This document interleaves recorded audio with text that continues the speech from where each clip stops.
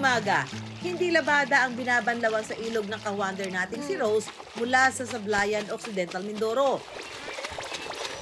Ang kanya kasing pinagkakaabalahan, paglilinis ng kuskusiling.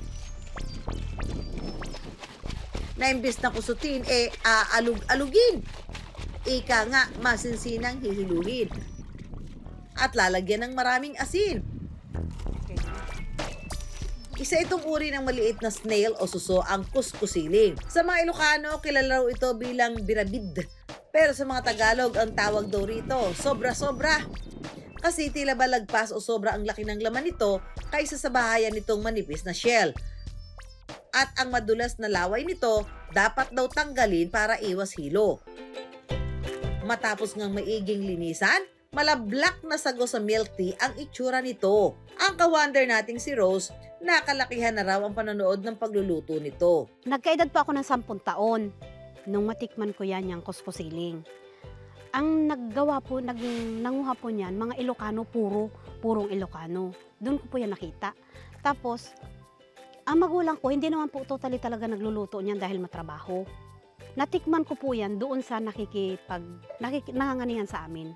Kaya yun, pinag-aralan ko, pinanood ko siya kung paano nila ginawa.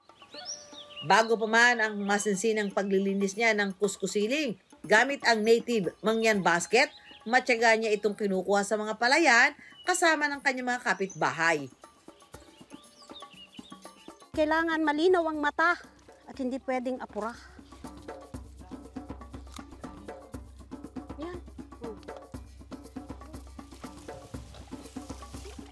Lubog. Ay, siya. Ay, tukak.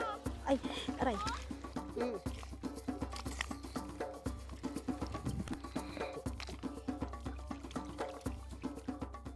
Hindi biro ang init pero malinamnam na ulam naman daw ang kapalit.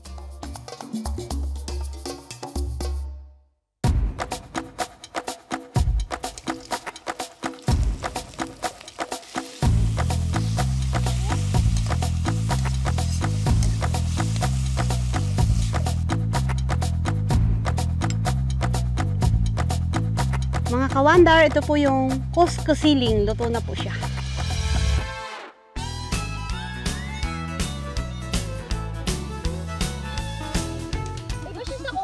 Oh, di ba?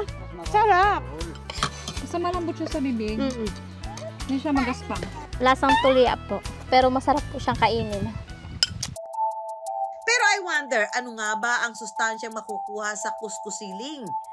Ligtas nga ba talaga itong kainin? Meron po siyang dagdag na vitamin A.